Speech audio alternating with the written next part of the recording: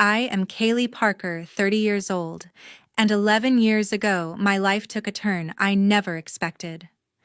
Back then, I was just 19, standing in our family's polished living room in Seattle, still wearing my cap and gown from high school graduation. But instead of congratulations, I was met with humiliation. My father's voice, cold as steel, said, "You will never be one of us." My mother nodded, avoiding my eyes, while my sister let out a mocking laugh, cutting deeper than their words. In that moment, they turned their backs and disowned me, because I wasn't the elegant, glamorous daughter they wanted for their fashion empire. I wasn't the princess in silk. I was the dreamer, the coder, the one who chose circuits over couture. That night, I packed a small bag and walked out of that house. Their rejection burned like fire, but it also lit a flame inside me, the will to rise to prove my worth. 11 years later, I was no longer the outcast. I had built a tech empire from nothing, becoming a CEO, whose name they could no longer ignore. Then came the invitation, the 25th anniversary gala of their fashion company. They had no idea the daughter they cast aside would return, not to beg, but to face them, and to show the world what they had thrown away. The gala would be my stage, their empire, my audience, and the truth, my weapon. What came next would shake their perfect little world to its core. Before I share my story, tell me what time it is and which city you're watching from, so I'll know just how far this story has reached. And share your feelings, because your voice matters here. The night of my high school graduation still burns in my memory. I was 19, standing in our family's Seattle mansion, my diploma clutched tight. I'd just told my parents I wanted to study computer science, not join their fashion empire. My sister Aria Parker leaned against the staircase, her eyes glinting with mockery. "You think you're smart enough for that?" she sneered, flipping her hair.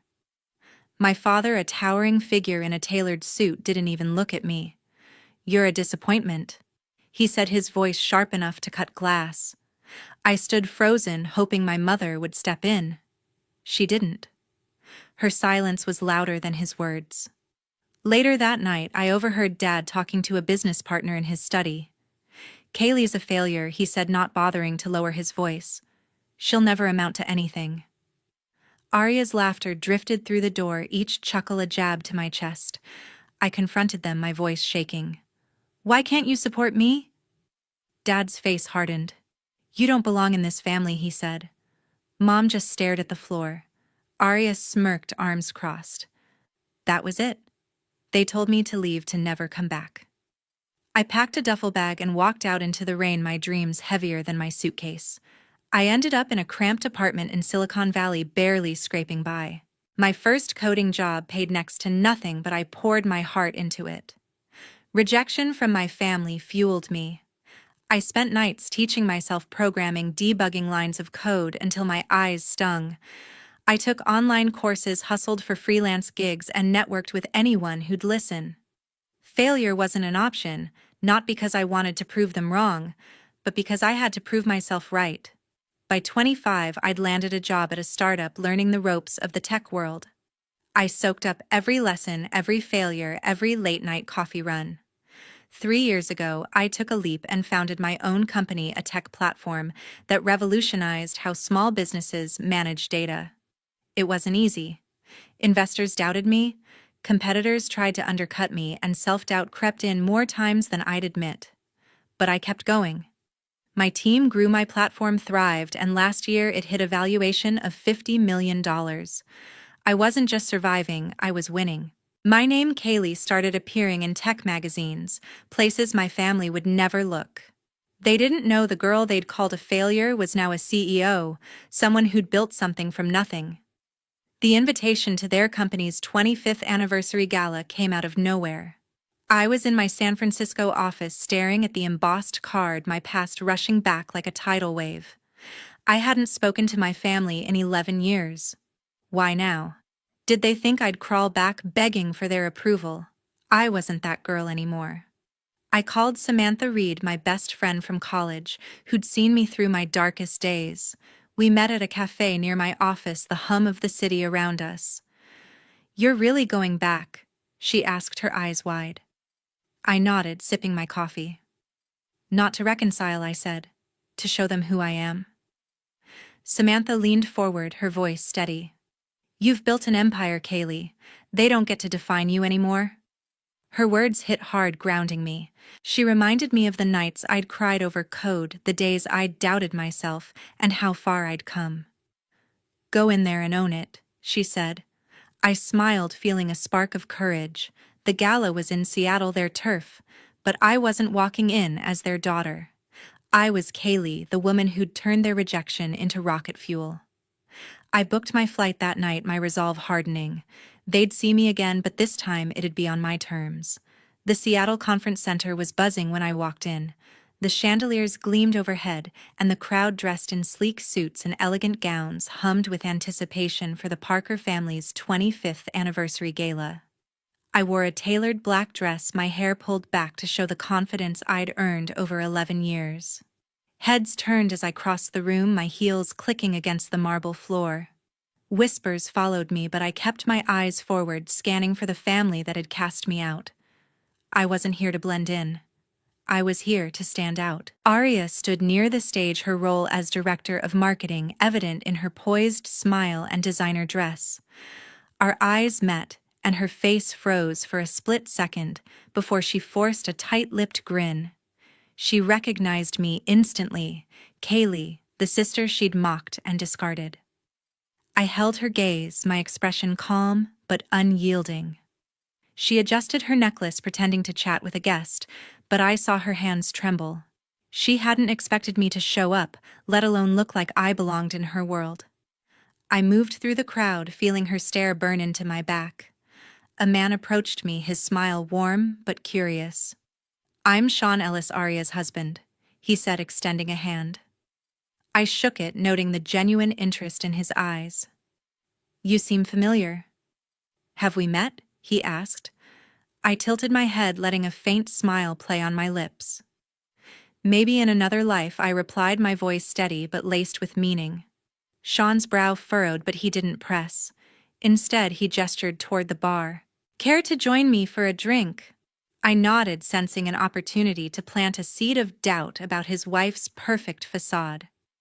As we walked, I caught sight of Dad across the room, his broad shoulders squared as he shook hands with a group of men in suits.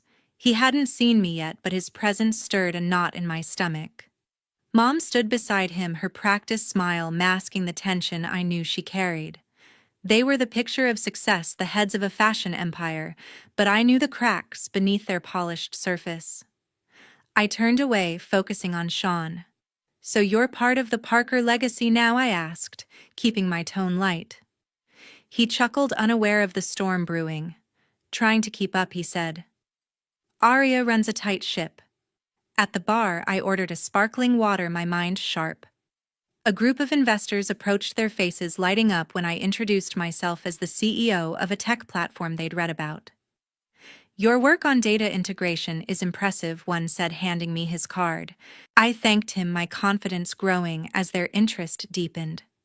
We talked numbers, innovation, and the future of tech, topics I knew Dad would never touch. Aria watched from a distance, her smile faltering as she realized I wasn't just a guest. I was a threat. Sean stayed close, asking about my company. "How'd you get into tech?" he said, his curiosity genuine. I leaned in, my voice low. "Sometimes you have to break free from what people expect to find your own path."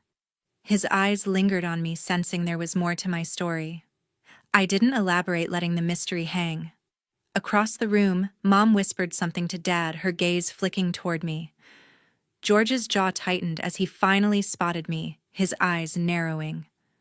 I raised my glass slightly, a silent challenge. They thought they'd erased me, but I was here commanding attention. The investors invited me to their table, eager to discuss a potential partnership. I joined them, laying out my vision for scaling my platform. Their nods and questions fueled my drive, each word a step toward dismantling the Parker family's illusion of control. Aria hovered nearby, pretending to mingle, but I caught her stealing glances, her composure cracking. Sean excused himself to check on her, and I saw them exchange hushed words. Mom approached Dad, her hand gripping his arm as they watched me hold court. Their unease was palpable, a crack in their perfect world. I didn't need their approval anymore, but I wanted them to see what they'd lost. The gala was just the beginning. I'd built my own empire, and tonight I was planting the seeds to shake theirs. George and Ellen could feel it, something was coming, and I was the one bringing it. As the gala reached its peak, I stepped onto the stage. The spotlight hit me, and the crowd's chatter faded to a hush. My heart pounded, but my voice was steady as I gripped the microphone. "Good evening," I said, scanning the sea of faces at the Parker family's 25th anniversary gala. "I'm Kaylee, and I have a story to share." The room stilled, every eye locked on me. I paused, letting the weight of my presence sink in. This wasn't just a speech. This was the moment I'd waited 11 years for. I was raised in the shadow of this empire. I began my words clear and deliberate. But I was never part of it. My family chose to cast me out because I didn't fit their mold. Gasps rippled through the audience. I didn't name them yet, but I saw Aria, my sister, clutching her glass, her face pale. She stood near the front, her eyes wide with panic. I continued, my tone even but piercing. "They thought I'd fade away, a nobody who dared to dream differently. But here I am leading a tech company that's changing the game." The crowd murmured, some nodding, others whispering. I caught Dad's stare from the side, his fists clenched. George Parker. The man who'd called me a failure looked like he'd seen a ghost. I didn't flinch. "Success isn't about fitting in," I said. "It's about standing up even when those closest to you tear you down." The room erupted in applause, but Aria's expression crumbled. She pushed through the crowd, trying to reach the stage, her heels clicking frantically. I kept going, my voice rising. "I'm here tonight, not for approval, but to remind everyone that your worth isn't defined by those who reject you." The applause grew louder, and I saw investors from earlier nodding, their interest piqued. Aria reached the steps, her voice sharp but shaky.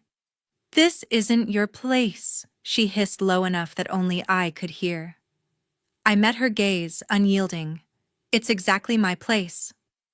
I shot back, my words firm. The crowd didn't hear our exchange, but they saw her tension, her desperate attempt to hold her ground.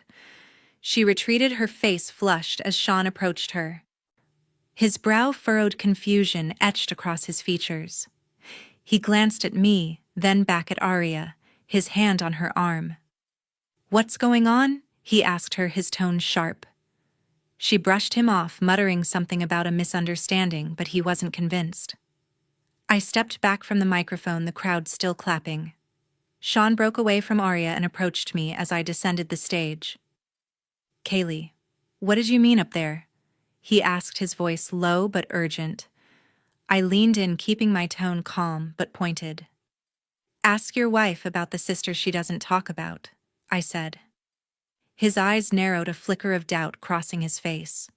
He glanced back at Aria, who was now whispering to Mom near the bar. Ellen's face was tight, her usual composure fraying. Sean didn't move, his gaze locked on me, waiting for more. I didn't give it to him, not yet. Mom pushed through the crowd, her smile forced as she reached me. "You need to leave," she said, her voice low but firm, her hand grazing my arm. I pulled back, meeting her eyes. "I'm not going anywhere." "Ellen," I said, using her name to draw a line. The crowd nearby quieted, sensing the tension. She froze, her lips parting as if to argue, but I turned away, addressing an investor who'd approached me. "Your speech was inspiring," he said, shaking my hand. "We need to talk business." I nodded, ignoring Mom's glare. She stepped back, her hands trembling, and rejoined George, who was now surrounded by curious guests asking about me. Aria hovered near Sean, trying to pull him away, but he shook his head, his eyes still on me. "You're their daughter?" he asked, piecing it together. I nodded, my voice steady. "The one they didn't want," I said. His jaw tightened, and he looked at Aria, who avoided his gaze. The crowd's murmurs grew louder, questions about my identity swirling. I didn't need to say more, the seed was planted.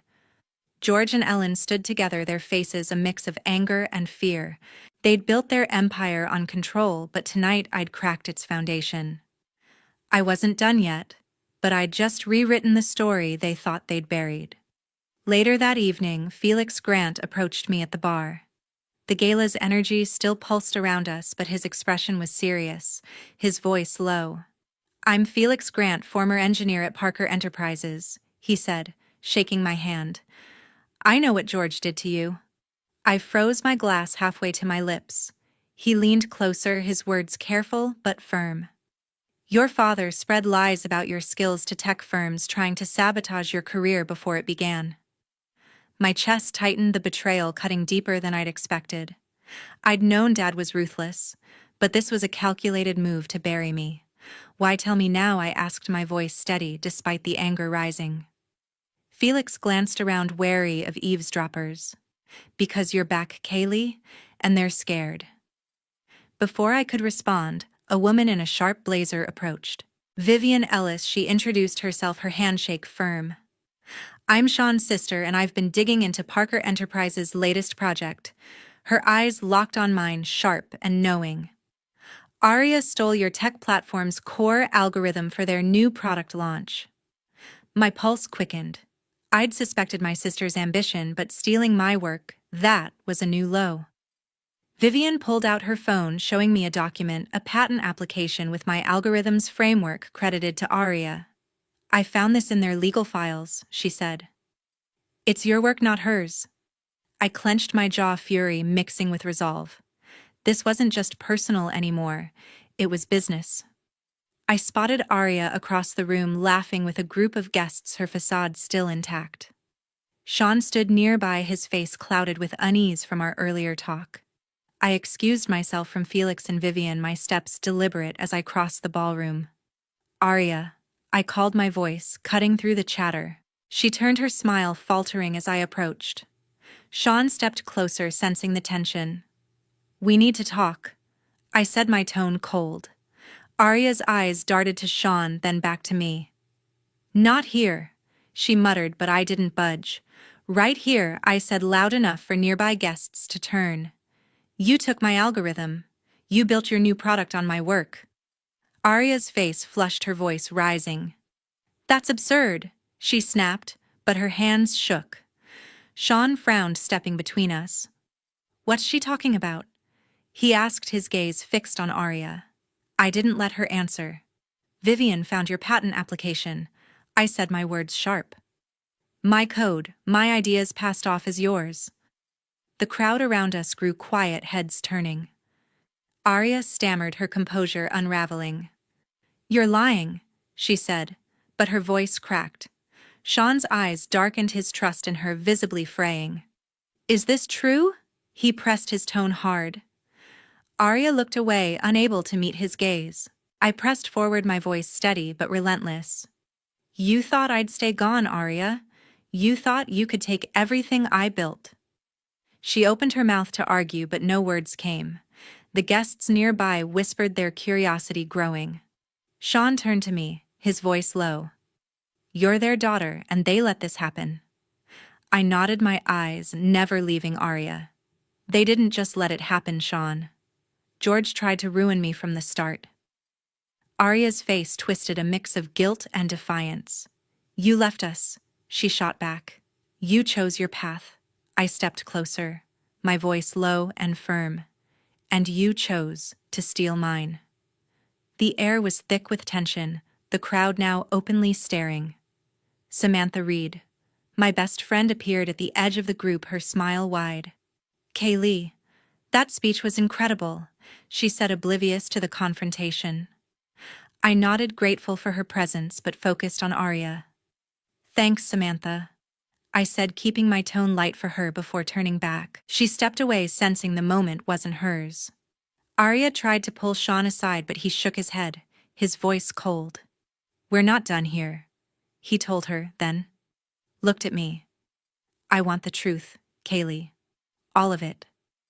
I nodded, knowing this was only the beginning. The Parker family's secrets were unraveling, and I was pulling the threads. The next morning, headlines flooded the internet. "Parker Enterprises rocked by scandal, daughter's ideas." Stolen sabotage, alleged one article screamed. Vivian Ellis had wasted no time. As a lawyer with a knack for exposing corporate misconduct, she'd leaked the details of George's sabotage and Aria's theft to major news outlets. Social media buzzed with clips from my gala speech, paired with Vivian's evidence of stolen algorithms and George's attempts to blacklist me from tech firms. The Parker family's pristine reputation built over decades was crumbling under the weight of their own actions. I sat in my hotel room scrolling through the articles, feeling a strange mix of vindication and calm. By noon, my phone rang. It was Philip Norton, a prominent investor I'd met at the gala. "Kaylee," he said, his voice warm but direct. "I've seen the reports. I'm pulling my funding from Parker Enterprises." My heart skipped a beat. "Their leadership can't be trusted," he continued. "But your platform? It's the future. I want to discuss a partnership with your company." I leaned back, a smile tugging at my lips. "I'd be happy to talk." I said, my tone professional but firm. Philip's offer wasn't just a win, it was a direct blow to George's empire. The man who'd tried to erase me was now losing the investors he'd courted for years. Meanwhile, across town, Sean was grappling with the fallout. He'd spent the night replaying my confrontation with Aria, her evasions only deepening his doubts. In their Seattle penthouse, he faced her, his voice steady but cold. "You stole her work, Aria," he said, holding up his phone with Vivian's leaked documents. "And you never told me she was your sister." Aria's eyes widened, her usual confidence replaced by desperation. "It wasn't like that," she stammered, but Sean cut her off. "You lied to me. To everyone." He stepped back, his jaw tight. "I'm meeting with a lawyer tomorrow. I need to think about what this means for us." Aria sank onto the couch, her face pale as the reality of losing him hit hard. Back at my hotel, I got a call from George. His voice was strained, a far cry from the commanding tone I'd known. "Kaylee, we need to talk," he said. I agreed to meet him and Ellen at a quiet cafe nearby. When I arrived, they were already there, looking smaller than I remembered. Ellen's eyes were red, her hands clasped tightly. "We're sorry," she said, her voice barely above a whisper. "We didn't know how far this would go." George nodded, his face etched with regret. "We made mistakes," he said. "Come back to the family, Kaylee. We can fix this." I looked at them, the parents who'd once turned me away. "George," I said, my voice calm but unyielding, "Ellen, you don't get to rewrite the past. You chose your empire over me." Ellen flinched, tears welling up, but I continued. "I built my own life, my own company without you. I don't need your approval or your name." George's shoulders slumped, his usual authority gone. "We lost sight of what mattered," he admitted, but I shook my head. "You lost me," I said, standing up. "And I'm not coming back." As I walked out, my phone buzzed with a message from Vivian. "The board is reviewing Parker Enterprises' leadership," she wrote. "Your story's changing everything." I smiled, feeling lighter than I had in years. The truth had dismantled their world, not through vengeance, but through the strength of what I'd built. I didn't need their empire to shine, I'd created my own. A week later, I stood in my office overlooking Seattle. The city's skyline sparkled under the morning sun, a reminder of how far I'd come since the night I walked away from my family. I'd made my choice clear: no reconciliation, no looking back. My focus was my company, my team, and the future I'd built on my own terms. The Parker family's world was unraveling, but mine was stronger than ever. I turned from the window, ready to dive into a new project, my resolve unshaken by the chaos I'd left behind. Across town, George faced the fallout of his actions. Another major contract slipped through his fingers, the client citing trust issues after Vivian's exposé hit the news. Parker Enterprises' stock plummeted and whispers of bankruptcy circled boardroom meetings. George sat in his office staring at financial reports, his empire crumbling under the weight of his own decisions. He'd tried to control everything: his business, his family, even my future. But now he was paying the price. His calls to me went unanswered, each one a reminder of the bridge he'd burned years ago. Aria's world was collapsing too. Sean filed for divorce, unable to move past her deception. "I trusted you," he'd told her, his voice heavy with betrayal, before packing a bag and leaving their penthouse. The board, shaken by the scandal, voted to remove Aria as director of marketing. Her name, once synonymous with the company's success, was now tied to theft and lies. She spent her days dodging reporters, her social media accounts silent as former allies distanced themselves. My sister, who'd once mocked my dreams, was now facing the consequences of her ambition. Ellen's attempts to salvage the family's image only deepened her isolation. She hosted a press conference claiming the scandal was a misunderstanding, but the public wasn't convinced. Socialites who'd once flocked to her galas turned their backs, their invitations replaced by cold silence. Ellen's charity boards asked her to step down, citing reputational concerns. She stood alone in their mansion, surrounded by the trappings of a life she'd fought to protect, realizing too late that her loyalty to George had cost her everything. I felt no pity. Her silence all those years ago had spoken louder than any apology. I sat at my desk reflecting on the journey that brought me here. I'd been 19 when they cast me out, labeled me a failure for choosing code over couture. But that rejection became my fuel. Every late night, every line of code, every pitch to investors had led to this moment. I didn't just survive, I thrived. My company was now valued at over $100 million, with new partnerships on the horizon. I'd built something real, something mine, without their name or their rules. The lesson was clear: living true to yourself, even when it's hard, is the only way to find your path. To everyone who's followed this story, thank you. Your support means more than I can say. I've learned that the past doesn't define you unless you let it. You can rise above betrayal, rebuild from nothing, and create a life that's yours alone. What's your story? What's kept you going when the odds were against you? Share your thoughts. I'd love to hear them. Together we can remind each other that our choices, not our circumstances, shape who we become.